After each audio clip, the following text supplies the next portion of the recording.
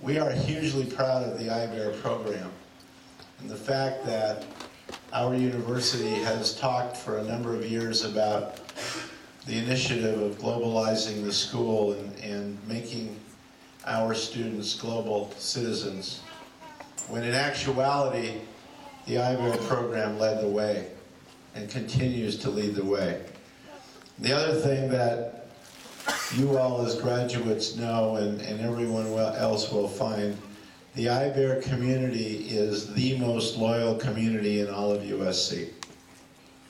And you are entering into a group of alums who are hugely proud of their IBEAR degrees. They are proud of the university that they represent, and you all will be the same.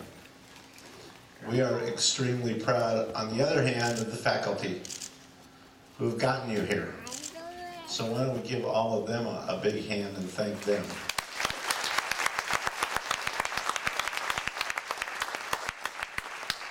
This is a very happy occasion. Everyone should have a good time.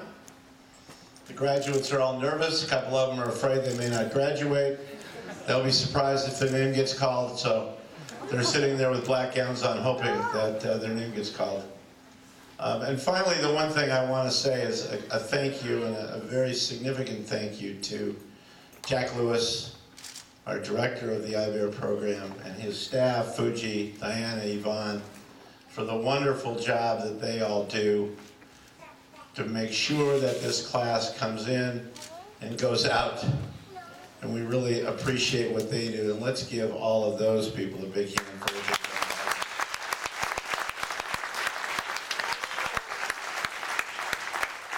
As I said, IBEAR means an awful lot to the Marshall School of Business, and you all as alums mean a lot to us now as well. And we will hope that as you go out into the communities where you go, that you'll look to build the USC name, help us along those lines, help students that are coming in behind you as we continue to grow the university.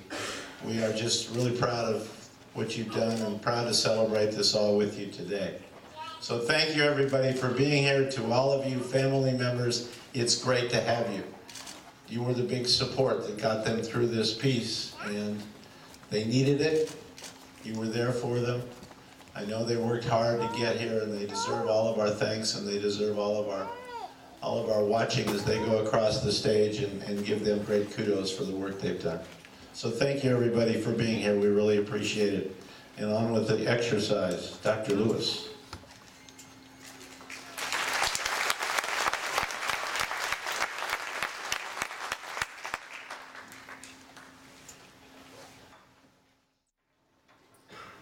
Please join me in welcoming James Person to the podium.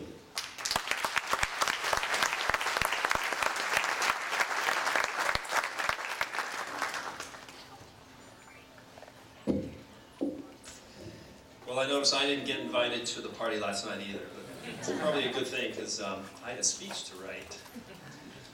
So, Dean Ellis, Vice Dean Duda, Associate Dean Lewis, IBEAR faculty and staff, and most of all to you, the IBEAR 32 graduating class, and your families and friends, thank you for giving me the opportunity and the honor to address you this evening.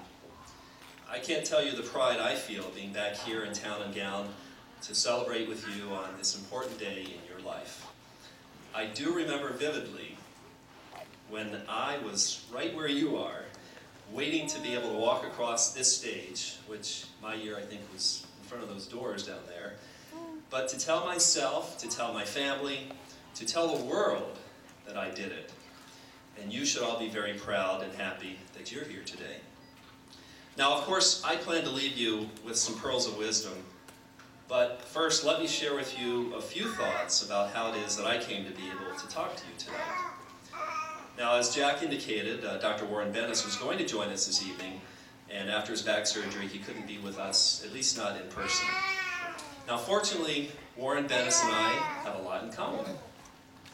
He earned his PhD at MIT. I also went to MIT. As one of the youngest Army officers in World War II, he received the Bronze Star and the Purple Heart. I was in the Navy. He's written 13 or more books and numerous articles on leadership and other important topics. I've read at least 13 books, and I've read a lot of articles. And some of those I read just for IBEAR classes.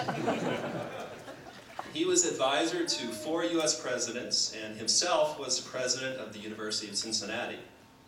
I can name at least 4 U.S. presidents, and I can spell Cincinnati. And finally, he has his own Wikipedia page on the internet, and I use Wikipedia and the internet every day. So you see that Warren Bennis and I have a lot in common, and I promise not to disappoint you tonight. Now, I know you'll have many memories of your year at IBEAR as you move on to the next phase in your life and your careers. So let me close with an idea from Dr. Stephen Sample, the outgoing president of USC. I don't know if you used his book, The Contrarian's Guide to Leadership, in any of your classes, but I highly encourage you to read it. It even has a foreword that was written by Warren Bennis. It's not a long book, but it's packed with great ideas. I especially encourage you to consider and to read Chapter 8, which he has titled, Work for Those Who Work for You. The idea is that a good leader should spend only about 10% of his time hiring, evaluating, praising, lighting a fire under, and if necessary, firing the people who work directly for him. For the remaining 90% of his time, and I'm quoting from his book here, you should be doing everything you can to help your direct reports succeed. Now, if you think about this, it's very much a contrarian idea of leadership for a leader to devote the vast majority of his time to ensuring his subordinate's success. But it's something I observed. I observed it and I learned from a boss early in my government career. And I try to apply it now to the people who work for me around the world. I figure, since I've hired the best people I can, now I might as well do everything in my power to make them successful. Now, if you fellow IBEAR graduates follow this, as you become a leader or as you return to your leadership positions, I know that you too will succeed in that. And finally, you've been given lots of facts during your year at IBEAR, or as I like to think about it, you now have many new tools in your toolbox that IBEAR has provided you to be successful in the world of business or wherever you're headed. The marketing mix, computing weighted average cost of capital, calculating free cash flow, analyzing businesses and industries. You may not need them all or even remember them in your next position. But as the psychologist, inventor, and poet B.F. Skinner said, education is what survives when what has been learned has been forgotten. IBEAR Class 32, congratulations, good luck, and fight on.